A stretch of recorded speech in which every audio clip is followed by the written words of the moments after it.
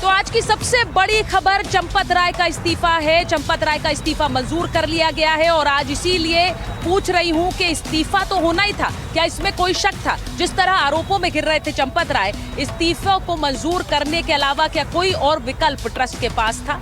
आज इसकी बात इसलिए कर रही हूँ क्योंकि आज 3 बड़ी बातें हुई और एक एक करके वो 3 बड़ी बातें आपको बताऊं। 3 बड़े फैसले जो आज हुए। चंपत राय का इस्तीफा आज ट्रस्ट ने मंजूर कर लिया।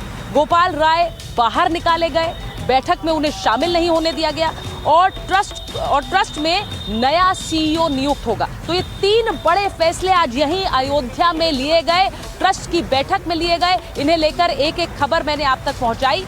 इस बीच जो तस्वीर देखने लायक, वो तस्वीर पर भी गौर कीजिए। बार बार आरोप लग रहे हैं कि राम मंदिर से जो चढ़ावा चढ़ाया गया वो गायब हो गया है, उसकी चोरी हो गई है। जिस सामान को लेकर चोरी होने का आरोप लगाया जा रहा है, एक एक करके उसकी तस्वीर ट्रस्ट जारी कर रहा है। अब सोने की रामचरितमानस, चरण पादुकाएं, हीरों का हार, ये सब धीरे धीरे सामने आने लगा है और ट्रस्ट कह रहा है कि इस ट्रस्ट को बना कर रखिए। तो सबसे बड़ी बात, क्या आज जो फैसले ट्रस्ट ने लिए हैं उससे भरोसा बहाल हो पाएगा? क्या कलंक धुल पाएगा और आम भक्त उसी आस्था के साथ राम मंदिर में जाएगा, इस भरोसे के साथ कि उनका दान चोरी नहीं होगा?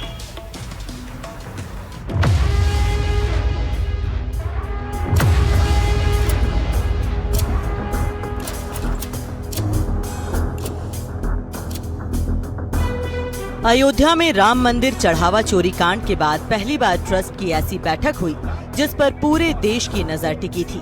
करीब 3 घंटे तक चली इस बैठक में सुरक्षा और गोपनीयता के इंतजाम किए गए। ट्रस्ट सदस्यों के मोबाइल फोन तक गेट पर जमा करा लिए गए। सेवादारों और सुरक्षा कर्मियों को भी बैठक स्थल से दूर रखा गया। सूत्रों के मुताबिक ट्रस्ट के महासचिव रहे चंपत राय और ट्रस्टी अनिल मिश्रा बैठक में शामिल नहीं हुए। चंपत राय और अनिल मिश्रा का इस्तीफा ही इस बैठक का सबसे बड़ा एजेंडा था। चलिए अब आप ये भी जान लीजिए कि बैठक की शुरुआत में क्या क्या हुआ। श्री राम जन्मभूमि तीर्थ क्षेत्र ट्रस्ट के अध्यक्ष महंत नृत्य गोपाल दास की अध्यक्षता में बैठक शुरू हुई, जिसमें सबसे पहले चढ़ावा चोरी प्रकरण पर खेद व्यक्त किया गया।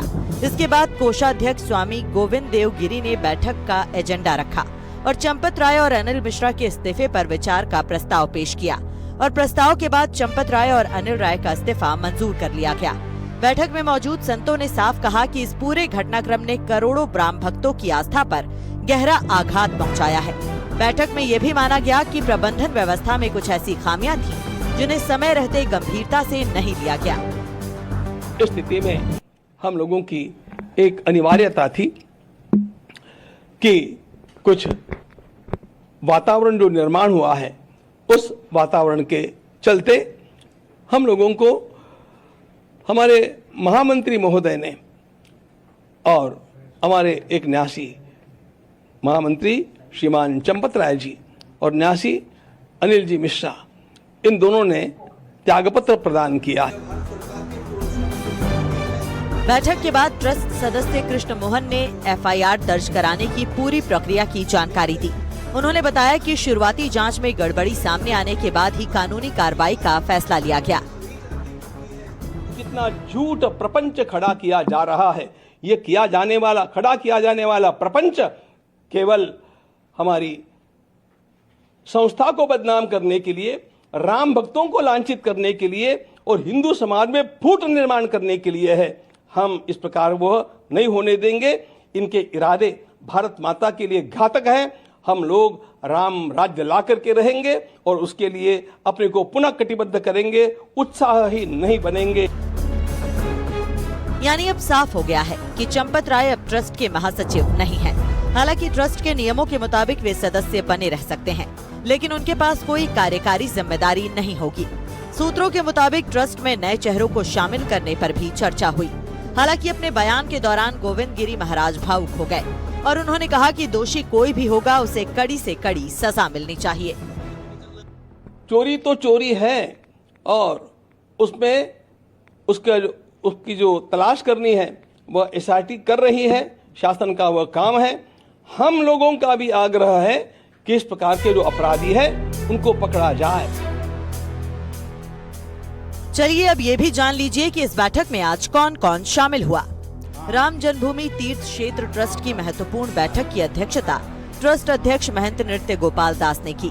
बैठक में गोविंद देवगिरी, ट्रस्टी कृष्ण मोहन, विश्व प्रसन्न तीर्थ महाराज, स्वामी वासुदेवानंद सरस्वती, महंत दिनेंद्र दास और अयोध्या के जिलाधिकारी शशांक त्रिपाठी मौजूद रहे। वहीं ट्रस्ट के 4 सदस्य ऑनलाइन बैठक में जुड़े, जिनमें वरिष्ठ अधिवक्ता के पाराशरण, ट्रस्ट निर्माण समिति के अध्यक्ष नृपेंद्र मिश्रा, केंद्र सरकार के प्रतिनिधि प्रशांत लोखंडे और उत्तर प्रदेश सरकार के प्रतिनिधि संजय प्रसाद शामिल रहे। बैठक में वित्तीय निगरानी को और मजबूत बनाने और प्रबंधन व्यवस्था में बदलाव के विकल्पों पर भी गंभीर चर्चा हुई। सबसे महत्वपूर्ण बात ये रही कि ट्रस्ट के भीतर पहली बार खुलकर ये स्वीकार किया गया कि वित्तीय प्रबंधन में गंभीर चूक हुई और कई लापरवाहियों को समय रहते रोका नहीं जा सका। चूँकि ये पूरा मामला हिंदुओं की आस्था और भरोसे से जुड़ा हुआ है, लिहाजा आपको ये भी जान लेना चाहिए कि आज की बैठक में किसने क्या कहा। महंत नृत्य गोपाल दास अध्यक्ष ने कहा, इस पूरे घटनाक्रम से मैं आहत हूँ। हिंदुओं की आस्था से जुड़ा मामला है, दोषियों पर कड़ी कार्रवाई होनी चाहिए। ट्रस्ट के कोषाध्यक्ष गोविंद गिरी ने कहा कि बहुत बड़ी गलती हो गई, राम भक्तों की आस्था पर ठेस पहुंची, खामियों पर वक्त रहते ध्यान नहीं दिया गया। इधर ट्रस्ट के अंतरिम महासचिव कृष्ण मोहन ने कहा कि शुरुआती जांच में जब अनियमितता सामने आई, तुरंत एफआईआर दर्ज कराई गई। तथ्यों के आधार पर कानूनी कार्रवाई का निर्णय लिया। ट्रस्ट में बदलाव करके जनमानस का भरोसा जीतने की बात कही। वहीं बैठक में स्वामी परमानंद गिरी ने कहा कि धर्म की रक्षा करना हमारा पहला कर्तव्य है। आस्था से जुड़ी तो छोटी बातों का ख्याल रखना चाहिए। श्रद्धालुओं के विश्वास और भावनाओं की रक्षा सर्वोच्च प्राथमिकता है। इस जवाबदारी के निर्वहन करते समय मेरी कुछ प्राथमिकताएं होंगी।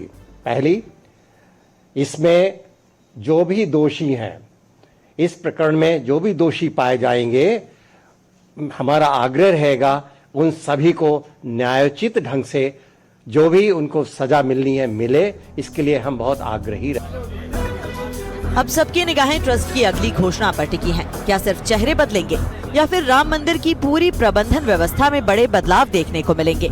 इसके अलावा सवाल ये भी है कि राम मंदिर चढ़ावा चोरी कांड ने सिर्फ कुछ लोगों की जिम्मेदारी तय करने का सवाल खड़ा नहीं किया, बल्कि मंदिर प्रबंधन की पारदर्शिता और जवाबदेही पर भी बड़ी बहस छेड़ दी है। हालांकि अब इस्तीफे मंजूर हो चुके हैं, लेकिन भरोसा बहाल करने की असली परीक्षा अब शुरू होगी। अयोध्या से सुचरिता कुकरेती के साथ ब्यूरो रिपोर्ट, एनडीटीवी इंडिया। और आज जब अयोध्या में इस ट्रस्ट की बैठक की खबर आप तक पहुंचा रही थी, तो इस बीच ये भी देखा कि जो श्रद्धालु अब दान देने के लिए आ रहे हैं, वो कैसे उस सिस्टम पर भरोसा कर रहे हैं जिसमें उन्हें बकायदा अपने दान के लिए रसीद मिलती है। यानी जो प्रभु श्री राम के चरणों में उन्होंने दान अर्जित किया, वो दान उन तक पहुंचा है, ये वो सुनिश्चित कर पाए। जरा ये भी देखिए, राम मंदिर के प्रांगण में मैं इस वक्त मौजूद हूं। आप मेरे पीछे देखेंगे जो श्रद्धालु भगवान के दर्शन करने के लिए अंदर जा रहे हैं, लेकिन आज आपको दिखा रही हूं कि जहां से आप राम मंदिर के लिए दर्शन के लिए जाते हैं, वहीं पर है यात्री सेवा केंद्र। अब यात्री सेवा केंद्र क्या है? यहाँ पर यात्रियों के लिए जो अलग अलग सुविधाएं उपलब्ध हैं, यानी कि बुकिंग की व्यवस्था, रहने की व्यवस्था, उसके बारे में जानकारी, वो सब तो आप हासिल कर ही सकते हैं। अंदर दर्शन के लिए पास लेना है, ये सब तो आप हासिल कर ही सकते हैं। लेकिन आपको दिखाती हूँ यहाँ पर जो दान काउंटर बना है, जो डोनेशन काउंटर है, उसकी तस्वीर देखिए। अब अगर आप यहाँ आकर किसी भी तरह का दान देते हैं इस दान काउंटर पर, तो इसकी बाकायदा आपको एक रसीद मिलेगी। यानी कि अगर आपने 1000 रुपये का दान दिया, तो 1000 रुपये की रसीद आपको ये काट कर देंगे, जिसका सीधा मतलब ये है कि जो आपका दान का पैसा है, वो पूरी तरह से उसका एक हिसाब रहेगा।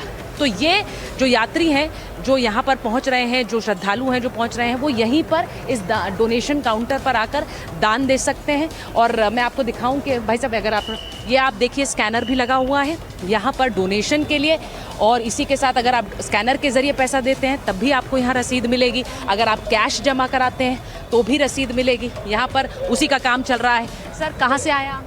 गुजरात से। आप यहाँ पर दान देने आए हैं दान इधर? देने। तो अब आपको यहाँ दान आप देंगे, आपने क्या कैश दान दिया है? कैश दिया और रसीद प्राप्त करेंगे। अच्छा, तो रसीद आपको मिल जाएगी। ये जो दान चोरी के आरोप लग रहे हैं, उसके बाद क्या ज़्यादा लोग यहाँ आकर काउंटर पर दे रहे हैं? हाँ, रसीद के लिए सब आग्रह करेंगे कि थोड़ा कुछ भी रसीद मिल जाए। रसीद मिल जाए। हाँ, तो दान अपनी प्रॉपर जगह पे जाएगा ना, या तो इधर उधर चला जाएगा। जो अच्छा, ये डर आपको लग रहा है कि एक मन में बैठ गया? हाँ, थोड़ा बहुत डर लग रहा है। तो आपने यहाँ दान कर दिया, रसीद मिल गई? हाँ चल रही है। ठीक है, तो मैं जरा दिखाऊं कि मेरे पीछे जो काउंटर है यहाँ पर कैश डोनेशन और उसके बाद यहाँ पर ये रसीद निकालने का काम करेंगे, वो चल रहा है। देखिए उन्होंने अपनी जो पैसे दान किए, अलग अलग लोगों के नाम से दान किए, तो वो अलग अलग लोगों के नाम पर ये स्लिप बनाकर यहाँ पर दे देंगे। ये दिखाना इसलिए ज़रूरी है क्योंकि अगर आप यहाँ आते हैं, किसी भी तरह का कोई भ्रम हो, कोई संशय हो, तो इस तरह के डोनेशन काउंटर इस यात्री केंद्र में बने हुए हैं, इनका इस्तेमाल आप कर सकते हैं।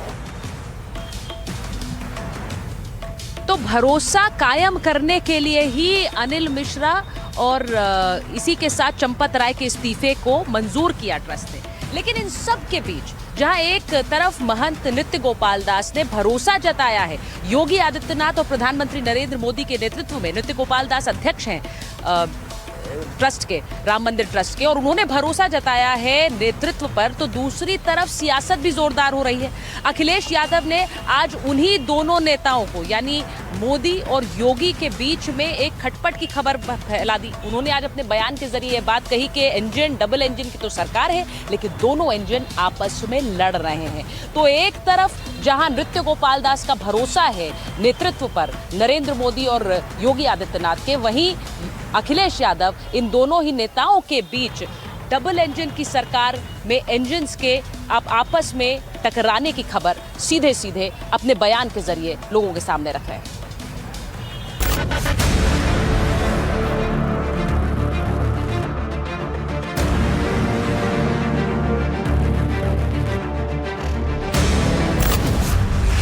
करोड़ों राम भक्तों की आस्था पर डाका पड़ा तो यूपी में सियासत तेज हो गई।